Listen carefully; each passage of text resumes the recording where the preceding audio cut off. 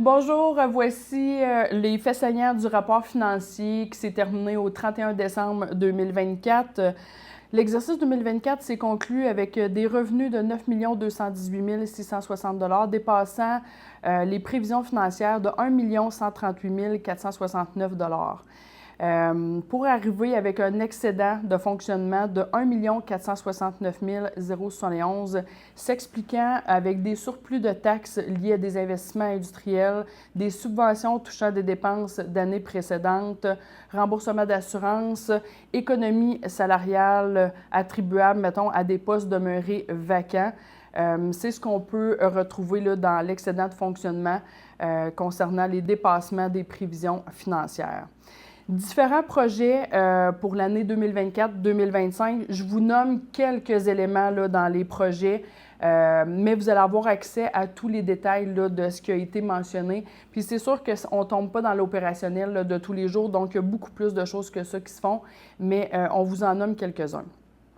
Avec le partenariat, dans le fond, avec la Corporation de développement économique, on a fait un portrait sur les besoins en logement, un sondage là, qui a été publicisé en 2024 au niveau administration, ressources humaines, acquisition du bâtiment de l'église Saint-Paul, dont on va travailler à convertir en salle multifonctionnelle durant l'année 2025. Et c'est sûr que ça va être échelonné dans le temps. Au niveau des travaux publics, urbanisme et environnement, développement du chemin au lac Valais. Et on a fait là, différentes réflexions au niveau des postes de pompage, régulateurs de débit, les purgeurs, installation de compteurs d'eau qu'on a continué à faire en 2024 et qu'on va continuer à faire également en 2025. Au niveau sécurité publique et incendie, vous avez vu, on a installé des enseignes au niveau de la caserne, lettrage de remorques, bateaux Zodiac, les systèmes de communication pour justement nos équipements en urgence dans un milieu isolé. Les cadets, services de cadets de la Sûreté du Québec, on a eu accès à leurs services en 2024, mais c'est la même chose aussi également en 2025.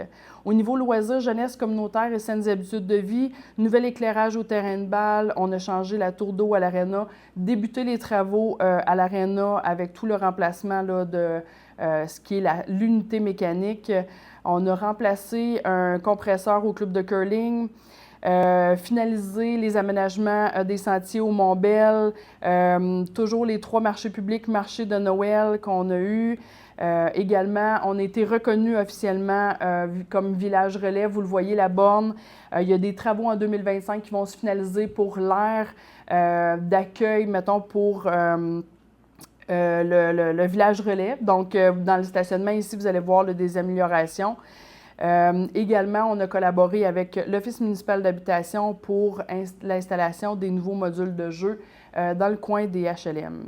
En 2024, ça a été également une grande année où on a adopté notre planification stratégique pour les 5 prochaines années, repensé, revu la mission, la vision et les valeurs de l'organisation.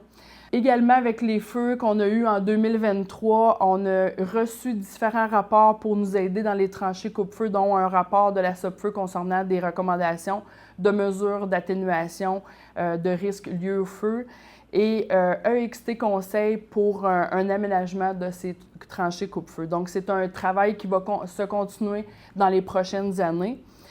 D'autres initiatives également qui ont vu le jour en 2024, c'est l'intersection de la 9e avenue et de la 3e rue Ouest, à l'écoute des citoyens pour renforcer la sécurité des élèves. Nous avons également mis en place une politique de vente de terrain, réservé une somme pour les camps de jour afin de pérenniser, dans le fond, l'offre de services pour le camp de jour pour qu'ils reviennent à chaque année, même si on n'a pas de subvention du gouvernement pour nous aider. On travaille également très fort à protéger notre esquerre, l'eau potable pour vous, c'est comme notre richesse à nous. Donc, c'est un projet qui va se continuer également en 2025. On va également travailler sur un plan pour développer le Mont-Bell en 2025 et les années suivantes également. En administration ressources humaines, on a créé un poste de responsable adjoint en urbanisme et environnement avec les différentes obligations du gouvernement. Côté environnement, bien, on sentait l'obligation là, de créer un nouveau poste au niveau de l'urbanisme.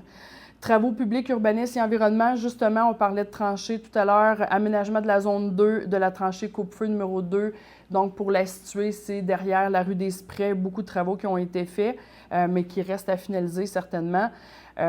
Ensuite de ça, je vous dirais, tout ce qui touche l'aréna, c'est quelque chose que vous allez voir évoluer dans le temps. La réfection du hall d'entrée, également l'aréna qui vont être faits, et la toilette des dames qui sera refait.